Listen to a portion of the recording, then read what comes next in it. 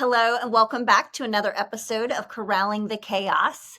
Today, we are going to focus on our event staffing friends out there, as there are a few big levers that can be pulled that can really add to the bottom line that are often overlooked based on what we see. So, event staffing margins are obviously quite a bit smaller than you would see on the event production or event agency side. So we wanted to provide some guidance based on things we see across all the numerous conversations we have with event staffing companies and event staffing customers of ours. So in all these things we're going to talk through, some you might know, but I bet there's going to be a couple that you've never really thought of. So we're just going to spend just a few minutes kind of diving into some of those at a very high level. And obviously, if you have questions, reach out and we can certainly dive in deeper.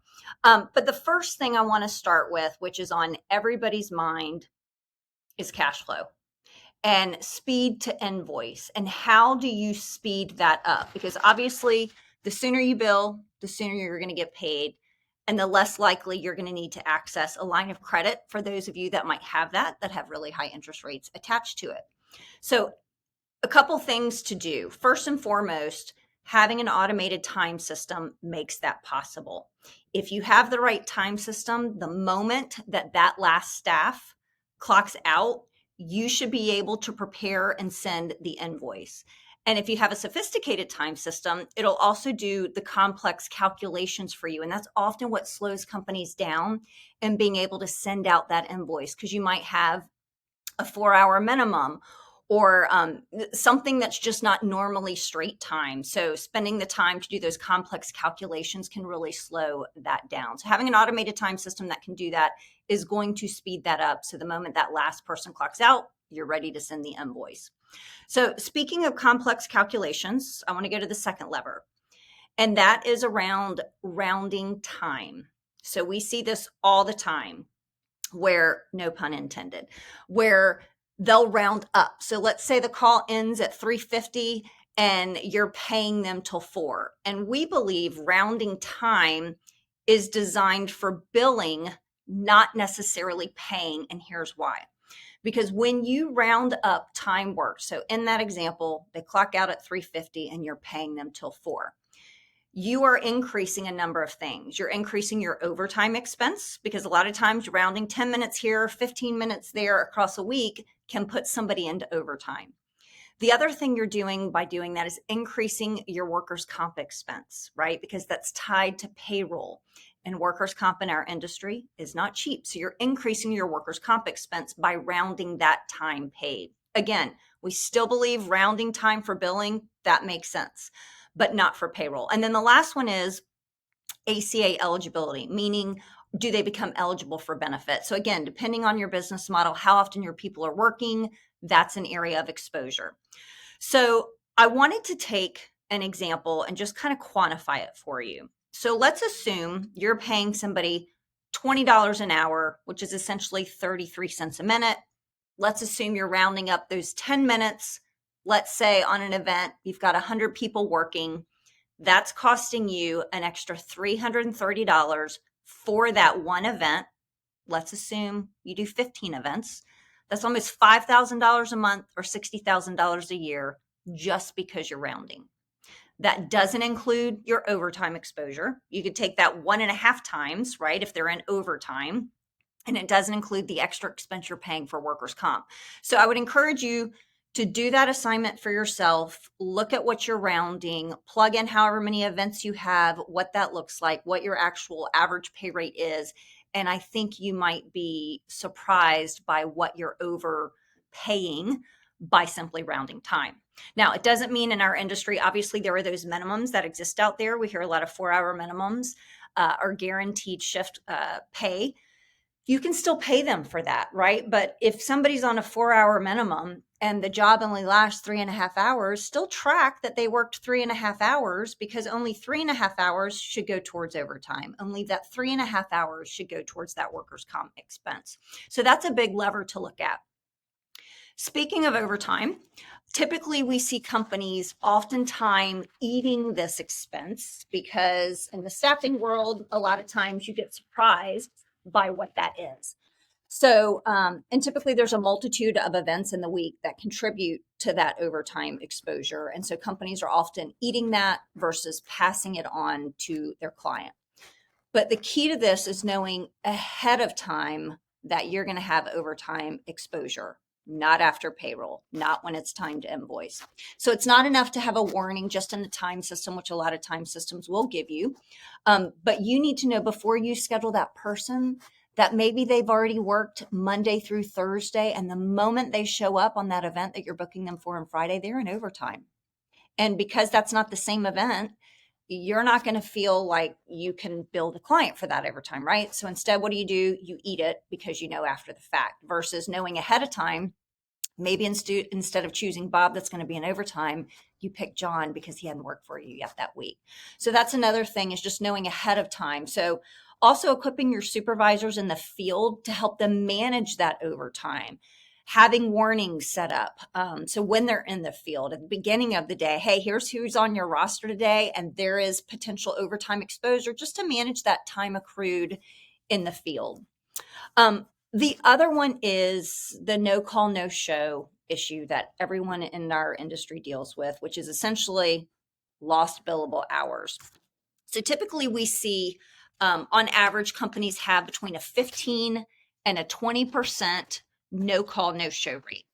And so a couple things that can really kind of help impact that is process and technology. So let's again quantify this. Take an example. Let's assume your bill rate is $40 an hour. Okay, that's what you're billing. Let's assume that you've got 300 crew, 300 staff members that are working a 5-hour shift. So that's 1,500 hours at a $40 bill rate. That's $60,000 that you would potentially be able to bill for that event. Let's assume the average is an 18% no call, no show rate, right? Meaning you're not able to backfill that and bill for that. So that means you're losing, if you add up all those numbers and figure that out what it is annually, it's $129,600 a year that you're losing because you have people not showing. So anything that you can do to impact that no call, no show rate will drive your top line, which obviously drives your bottom line, which is important for staffing companies.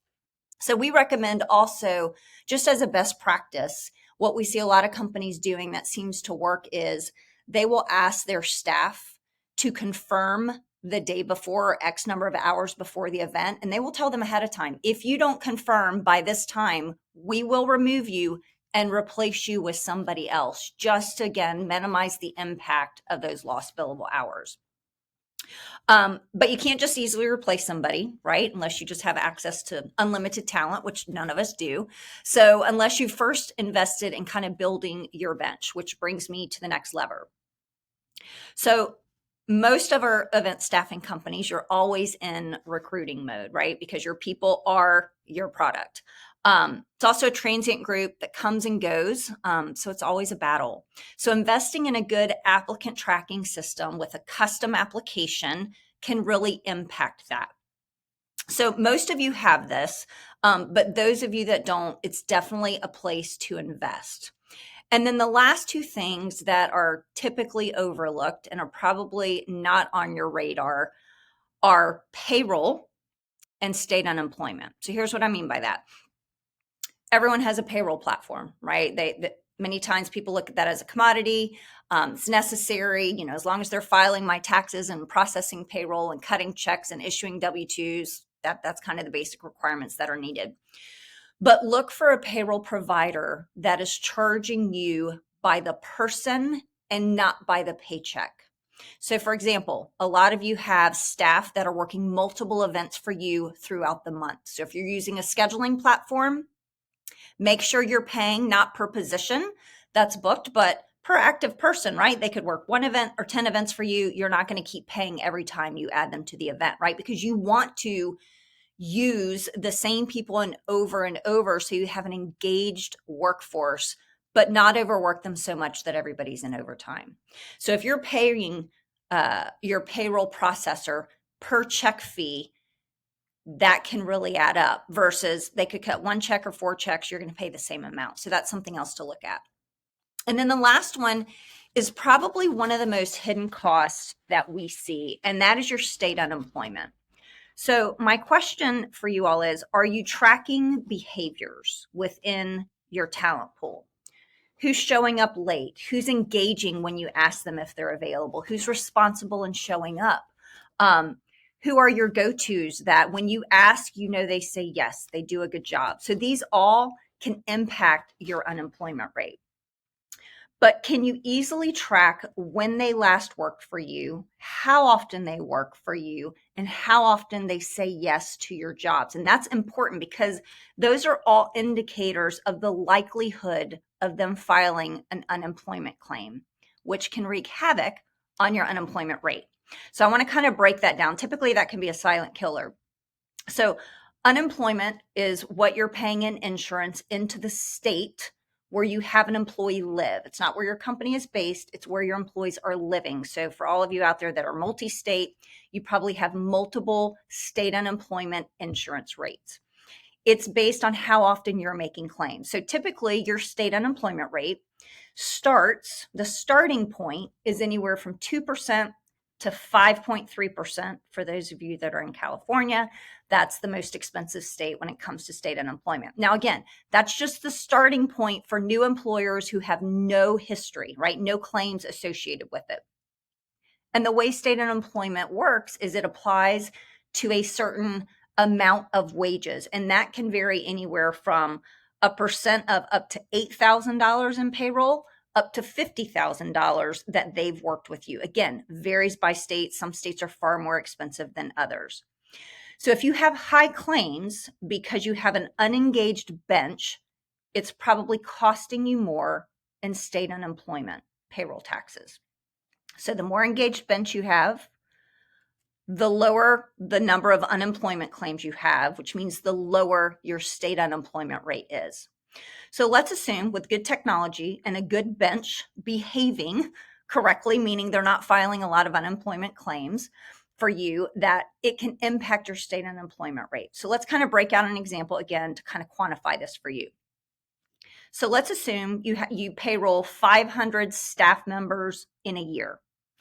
And let's assume the cap on average for each state, the state says, hey, you're going to pay state unemployment insurance up to the first $10,000 of wages, even though most states are higher. Let's just kind of keep it conservative. And let's say you could impact your state unemployment rate by tracking who's engaged, making sure you're keeping the bench that you've built engaged. Let's assume that you can impact that by just 1 percentage point. That's $50,000 a year you're going to save in payroll taxes by controlling your unemployment claims. And that is big, big dollars. So those numbers really begin to add up. So a quick little homework assignment for those of you out there, go and pull what your state unemployment rate is and what the starting rate is in your state. So for example, if for a new employer, it's 2%, and you see that you're at like 4.5%, you probably have had high claims, which is why they're driving that up. But this will help you determine if you have work to do to kind of drive that rate down.